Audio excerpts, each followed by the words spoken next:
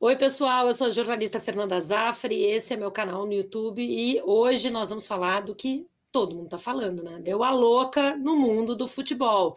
Desde domingo, tudo virou de cabeça para baixo. Afinal, os grandes clubes europeus, o que estão fazendo essa Superliga? É o futuro ou é o fim do futebol como a gente conhecia?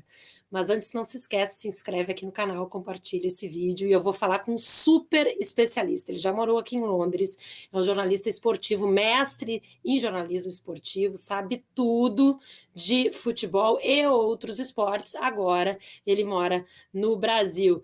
Caetano Tonê Camargo. Além de tudo, é meu amigo. Tudo bom, Caetano? Prazer falar com vocês. Saudades aí da nossa terra de Londres, mas agora Pois estamos é, no Brasil. Caetano.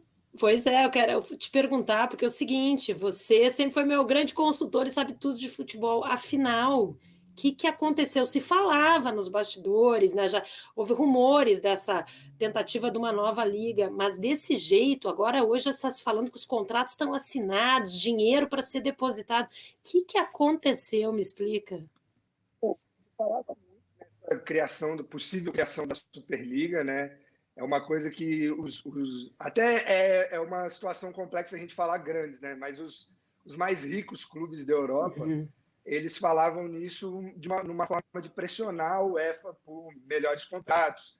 No fim das contas, o que eles queriam em relação à Champions League, né, que é o grande campeonato europeu, era que a UEFA cuidasse da parte esportiva, escalar árbitro, fazer vistoria nos estádios, enfim, essa parte esportiva, e os grandes clubes europeus cuidassem da parte comercial, ou seja, cuidassem da grana, de como iam vender esse campeonato, de como iam dividir.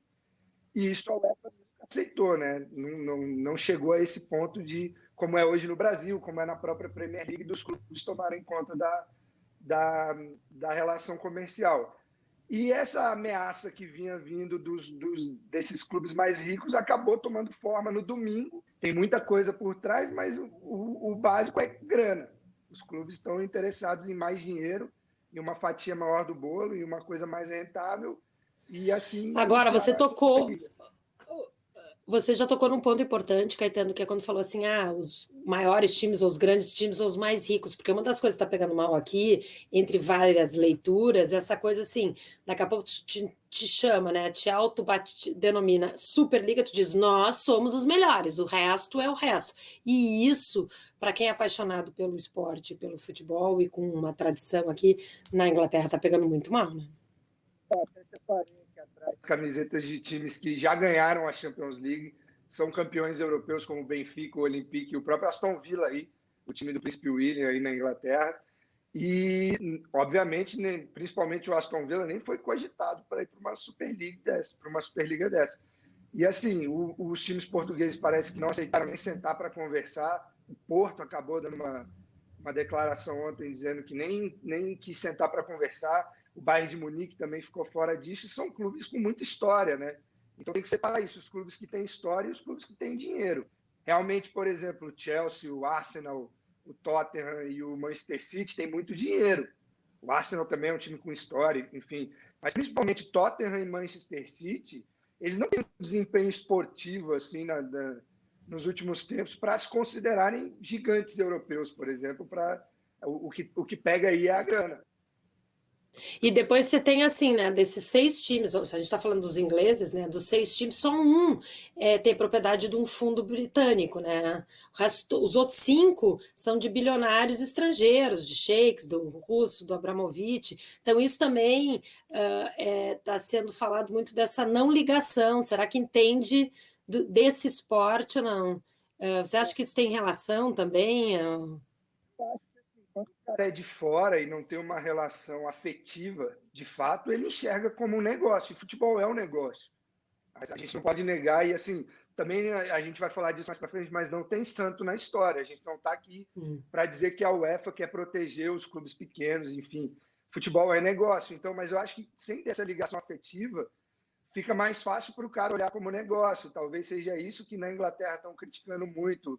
O Manchester United, o Arsenal, o Liverpool, o Chelsea, o Manchester City, são todos de fundos estrangeiros, de bilionários estrangeiros. Então, O Tottenham aí seria de capital britânico, mas talvez seja mais fácil para eles enxergarem como um business e não como uma relação afetiva, não olhar tanto para a história desses clubes, né? Agora, é também uma maneira, porque a gente vê a configuração dessa Superliga, bom, não ia cair time, quem joga os dois grupos, né, que jogariam 10 e 10 ali. 10, com 3 passando direto e o quarto e o quinto de cada grupo jogando uma repescagem.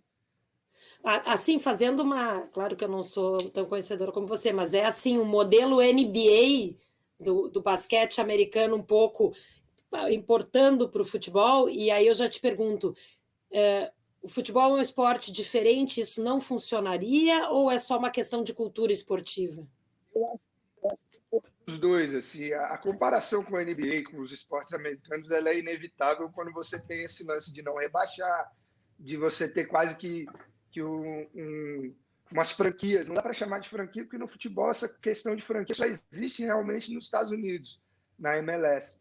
Mas essa comparação com a NBA, com a NBA, com a NFL, ela fica um pouco distorcida, porque o futebol ele é organizado em níveis, assim, primeira, segunda, terceira, quarta, quinta divisão, há muitos anos. E é aquele negócio, por exemplo, como o Manchester City, ele viveu os tempos ruins do Manchester City, enfim, que o Manchester City ficou muito tempo na segunda divisão, aí subiu, aí era o primo pobre do Manchester United, daí chegou um fundo estrangeiro, comprou o clube e transformou o clube num clube competitivo, num clube que brigava por grandes títulos. Então, assim, o torcedor mais do Manchester City, são caras que acompanharam toda essa fase do Manchester City e assim, fica um pouco complicado você, do nada, tirar isso, porque acaba que você fica muito exclusivo ali para esses times que, volto a dizer, são os times ricos. Não dá para chamar todos ali de clubes gigantes. Não dá para você dizer que o Tottenham é um gigante europeu e que o Ajax, que é tetracampeão, não é. E talvez há 15, 20 anos atrás, o Tottenham City, o Atlético de Madrid, não estariam nessa lista aí de 12 fundadores, de 12 mais ricos, porque não figuravam entre os mais ricos. Então fica complicado assim. O formato da NBA ele é semelhante, porque a NBA tem a questão também de dividir melhor essa fatia, né? O sistema de franquias da NBA ele tem um desapego muito grande dos fãs, porque os times chegam a trocar de cidade. É como se do nada o Tottenham fosse para Manchester, saísse de Londres e fosse para Manchester. Então essa questão de futebol ela não é comum, ela é exclusiva dos Estados Unidos no futebol. E o fã de futebol não está acostumado com isso, como o fã de basquete tá, como o fã de futebol americano tá. Então acho que é uma comparação que não vale assim. Não tem muita semelhança, a não ser esse lance de não ter rebaixamento e de, entre aspas, os melhores se enfrentarem. Mas aí a gente entra também naquilo. Por que o Manchester City e Barcelona é um jogo especial? Porque ele não tem toda hora. Então, talvez uma Superliga dessa que você tenha, por exemplo, um Manchester City e Barcelona com os dois classificados já para uma próxima fase, ou com os dois sem chance de classificação, seja um Manchester City e Barcelona com pouco interesse do público, entendeu? Tem muita gente dizendo que quando tudo é especial, nada é especial, né? Então, o pessoal que é contra essa Superliga fala muito nesse sentido. Agora, eu sei que tem bastidores dessa história, conhece bem esses personagens, que a gente está vendo aí diretoria, presidentes da UEFA de clubes se manifestando agora, né? Que relações existem aí que a gente não enxerga assim tão claramente? A gente tem que dar a não entrada do Paris Saint-Germain, né? Inclusive, ontem o presidente do Real Madrid, que é o presidente da Superliga, disse que o Paris Saint-Germain sequer foi convidado, nem ele, nem o Bayern de Munique, mas a gente não cai nessa, né? Hoje, se for para falar de time multimilionário, o Paris Saint-Germain está entre eles, até pelas estrelas que tem de time, então, no time, então, que poderia gerar de mídia, e o Bayern de Munique também. E o Florentino não foram nem convidados. Talvez eles realmente não tenham falado com os proprietários do Paris Saint-Germain, porque o proprietário do Paris Saint-Germain, ele é também o dono da empresa de mídia que comercializa a Champions League, que é dona dos direitos comerciais da Champions League, ela que vende os direitos de TV da Champions League. Então, é uma questão aí para a gente entender porque o Paris Saint-Germain não tomou partido, continua do lado da UEFA. O Bayern de Munique deu uma declaração dizendo que acha que não é o caminho para salvar o futebol europeu, né? Essa criação da Superliga. E o bastidor assim mais polêmico é a relação do presidente da UEFA, o Alexander Serefin, que deu uma declaração dizendo que se sentiu traído, que tinha cobras entre eles, inclusive o presidente da Juventus foi o mais atacado, o Andrea Agnelli, que ele é padrinho da filha do Agnelli, então se sentiu traído, disse que o Agnelli mentiu para ele na cara dura, que o Woodward, que é um alto executivo do Manchester United, também disse para ele que estava de acordo com esse novo modelo que eles iam propor ontem da Champions League, que foi de fato proposto, que até vai de encontro ao que os clubes pleiteavam, assim. Muito das críticas dos clubes que fundaram essa Superliga é que na Champions League eles chegam a jogar pouco e jogos desinteressantes. Normalmente caem 2 clubes, digamos, de maior porte e 2 clubes de menor num grupo de 4. Então eles teriam ali 4 grandes jogos por grupo. E a UEFA veio com a proposta de aumentar 4 vagas para sistema de grupo de 4, e aí seria um grupo só com 36, é uma coisa que lembra até o Campeonato Brasileiro ali dos anos 80, tem o pessoal que está brincando aí que os católicos brasileiros fizeram a escola, que seria um grupo só de 36, 8 clubes passariam direto, e aí do 9º ao 24º eles jogariam uma repescagem para ver os outros 8 classificados, seria o 9º com o 24º, o 10º com o 23º, o 11º com o 22º, e por aí vai.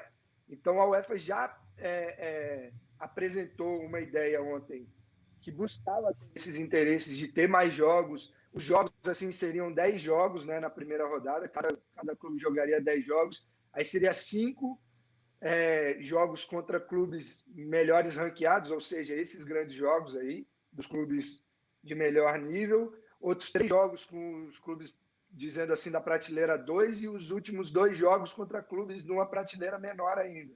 Vamos os clubes ali dos campeonatos europeus de menor expressão, como o leste europeu. Então, assim, a UEFA apresentou uma alternativa, buscando ter esses jogos mais atrativos, buscando aumentar o número de jogos, né? Que iria que a Champions League para 225 jogos, se jogar todas as fases, né? Então, seriam mais jogos ou seria mais renda. É uma resposta que a UEFA tenta dar, mas não a Superliga, porque essa resposta já estava marcado para ser na segunda, e aí, de uma forma ali bem estratégica, no domingo, a quase meia-noite, eles soltam a criação da Superliga, né? Já falando nesse financiamento. Então, eu vou te contar um bastidor bom daqui, tá? Quem fez toda a estratégia de comunicação, porque está bem pensada essa estratégia num domingo à noite e comunicou à imprensa, a empresa de PR é da ex-assessora da Theresa May, da primeira-ministra, que foi muito elogiada pelo Boris Johnson. Então não é pouca coisa. Nada foi de improviso, foi tudo bem planejado, né? Mas, Caetano, nós vamos continuar falando, vamos ter que voltar a falar disso outro dia, mas eu queria só te perguntar uma coisa. Dá para arriscar assim, bola de cristal, o que vai acontecer, porque até a entrada do governo britânico ou do primeiro-ministro de uma forma tão forte, tão incisiva, agora está difícil de sair, porque se ele não conseguir cancelar essa Superliga, fica uma cara de derrota para o governo daqui também, né? Então, o que você acha? Quais são as possibilidades aí? Não foi o único político a se manifestar, né? Se eu não me engano, o Macron falou também sobre proteger o esporte, né? O que eu falei, não tem santo nessa história, todo mundo quer ganhar um pouco. Mas, assim, eu acho que isso... Eu fiquei surpreso com eles tirarem do papel. Eu acho que, como o Florentino Pérez diz, que eles pensam em começar assim que possível, que eles comecem ainda nessa temporada. Eu digo agora em agosto. Acho muito difícil organizar um campeonato desse porte. a UEFA tem ameaçado muito, né, com sanções, tanto a UEFA quanto a FIFA, de banir os clubes das competições abaixo das federações dele. A Premier League entrou no bolo também. As federações locais, né, entraram de acordo com a UEFA nessas ameaças, de acordo com a FIFA também, dos clubes também não poderem jogar, dos jogadores também não poderem jogar pelas suas seleções, o que tiraria aí todos os participantes da Superliga, falando brevemente aí de Copa do Mundo, de Eurocopa.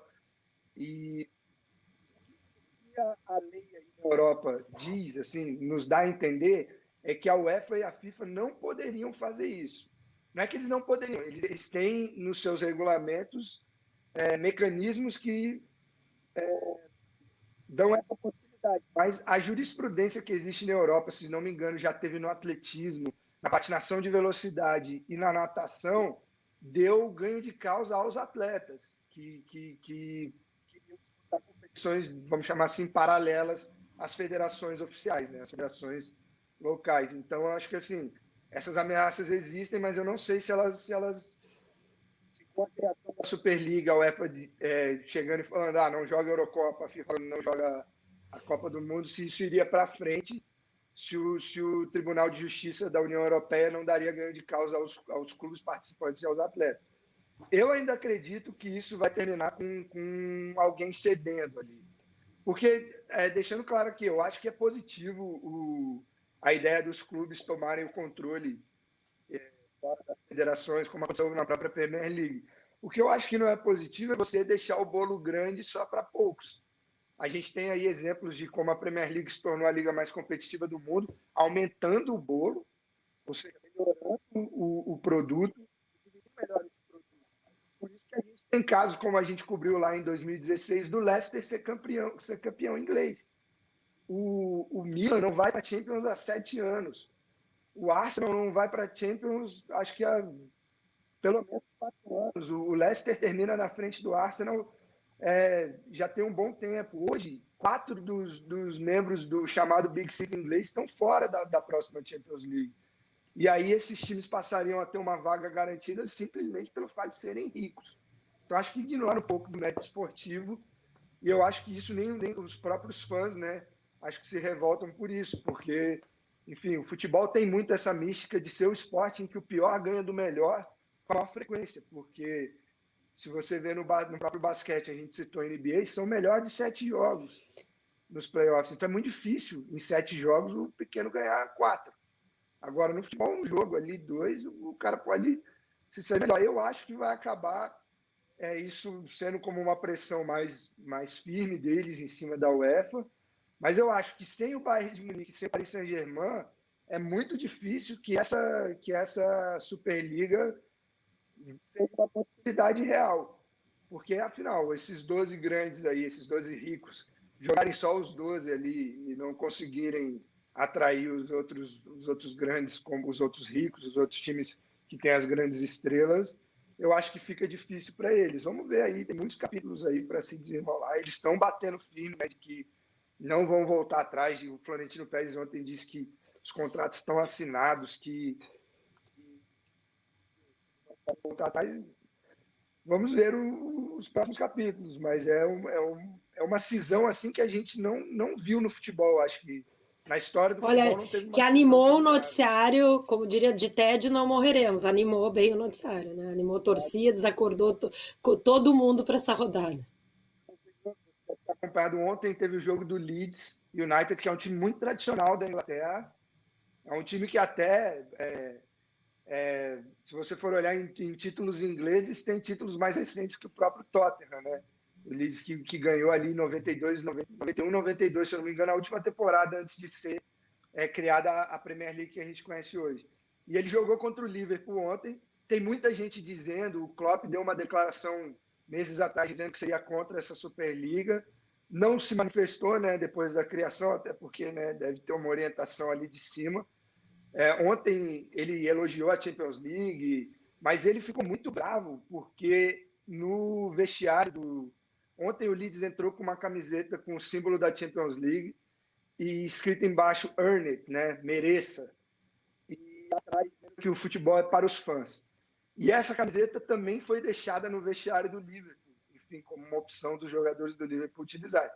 Eu acho que, por questões até de hierarquia, o time do Liverpool não usou, e o Klopp ficou bem chateado com isso, ele estava bem consternado depois do jogo, disse que os jogadores e a comissão técnica do Liverpool não participam desse tipo de decisão, mas eles não precisam ser lembrados de que eles precisam merecer estar na Champions League, o Liverpool que hoje está fora, né, da classificação para a Champions League. Então, acho que ele se sentiu provocado ali e, assim, a campanha está sendo muito grande contra a Superliga por parte dos torcedores, né?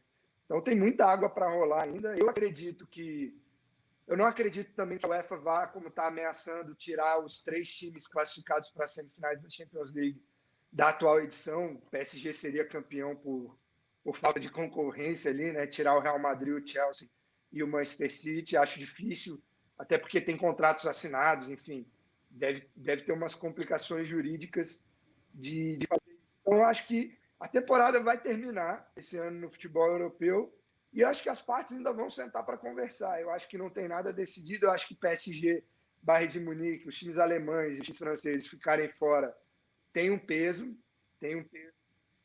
A Superliga tem que levar em consideração.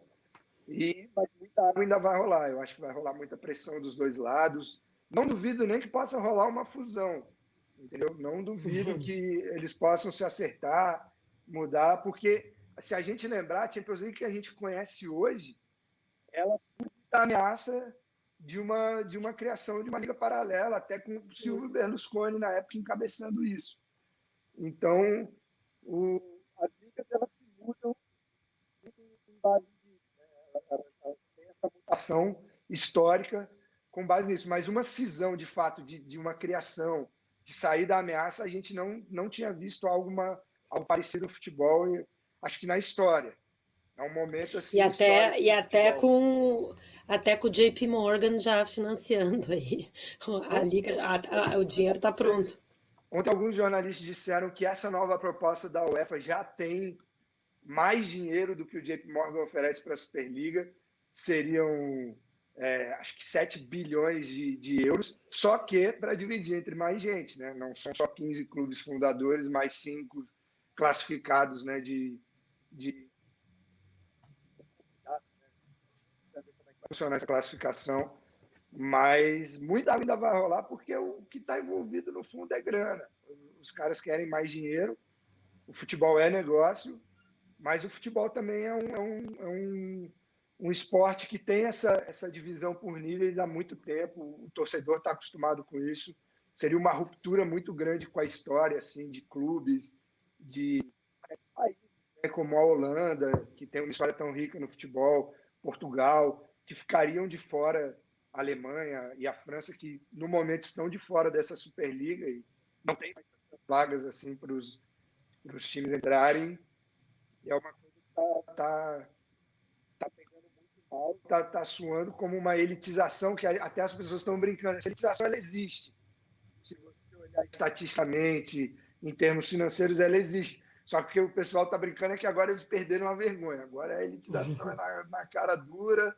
Não vamos nem fingir que às vezes vai sobrar uma vaguinha para um, para outro ali. Vai ter uma zebra aqui, outra ali. Então, assim, vai dar muito o que falar. Caetano, nós vamos ainda conversar sobre isso. Adorei falar contigo. Espero que tu tope participar aqui de outros papos sobre futebol. Já. E os nossos horários permitirem, a gente conversa. Então tá, obrigada, viu? Sucesso para você. Eu que agradeço. Não esquece aqui de acompanhar o canal, se inscrever, compartilhar e toda semana tem mais vídeos direto de Londres, do Reino Unido, com pitadas do que está acontecendo também na Europa.